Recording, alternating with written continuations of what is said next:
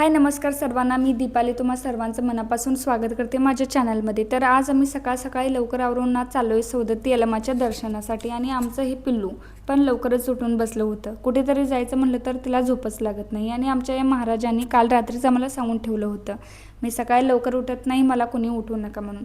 तरी जाता जाता त्याची थोडी कळ काढली मीनं। मग पहिल्यांदा गावातील देवीपासूनच सुरुवात केलं। तेव्हाच पूजा तीन झाली होती।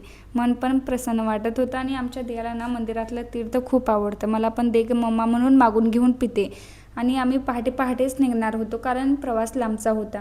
5:30ला म्हणजे आम्ही सगळेजण जमा झालो होतो। त्यानंतर थोड्या वेळानं मस्त सूर्योदय झाला आणि सूर्यानं पण आम्हाला दर्शन दिलं।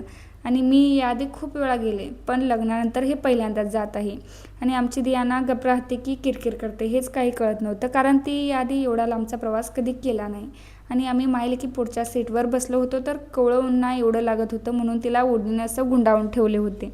त्यानंतर थोड्या वेळातच करमादेवीचं मंदिर आलं। मग कर्नाटकातली मंदिरं एवढी छान आहेत ना बघण्यासारखी, आमच्या देवाला पण खूप छान वाटत होतं। मग सगळेजण हार कापूर तेन घेतलं आणि गेलो मंदिरात। पण आम्ही नेलेले हारच घेतले नाहीत त्यांनी, देवीला लावून परत आम्हालाच दिले। गाडीत बसून पण ना कंटाळा आला होता, तर तेवढंच इकडे तिकडे फिरून जरा पाय हलके झाले आणि फ्रेश पण वाटत होतं। त्यानंतर आम्ही गेलो मलप्रभा नदीला। तिथं हातपाय तेन धुवून घेतलं नदीत आणि नैवेद्य तेन दिलं। आणि दियाची ड्युटी आता तिच्या मावशीकडे सोपवले होते, तर तिनंच घेऊन सगळीकडे फिरली। तिथून निघालो सत्यवा देवीला म्हणजेच जोगळभावीला। आणि तिथे अंघोळ तेन करून निलिंब नेसलं आणि पडी तेन भरून घेतला। मग पोहोचलो आपल्या मेन मंदिरला। तिथे एक रूम केलं आणि आम्ही सगळ्यांनी जेवण बनवण्यासाठी आणलेले सामान त्यांना दिलं, ज्यांची रूम होती। आणि पहिल्यांदाच येणाऱ्यांनी इथं असं नारळ सोडावं म्हणतात। मग आमच्या दियाच्या हातून ना ते सोडून दिलं आणि आमच्या दियाचा नारळ ना करेक्ट 5 पायरी जाऊनच थांबलं। मग फुल भंडारा तेन घेऊन चाललो नंबर लावण्यासाठी, आणि गर्दी पण भरपूर होती। मग आम्ही मायलेकीना फुल भंडारा उधळत चाललो होतो, तर आमची दिया पाप पूर्ण थकली होती। ऊन पण ना भरपूर होतं। मग सगळं दिवस तिला मी कडेवर घेऊनच फिरले।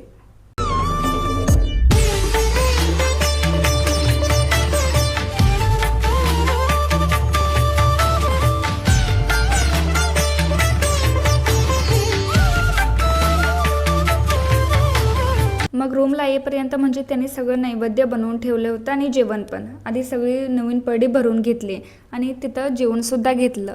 आणि मग येताना तसेच तिथं थोड्या अंतरावरनं शिरसंगी काळमा मंदिर म्हणून एक मंदिर आहे, तर तिथं पण जाऊनच यावं म्हणलं। आणि मंदिर पण खूप मोठं आहे आणि इतकं सुंदर आहे ना। आणि बघा, ही आमची गँग सगळी दमली होती। मग शेवटी येताना आम्ही गेलो फळेवाला, आणि तो नियमच आहे, याला मला जाऊन येताना फळेवाला जायलाच पाहिजे।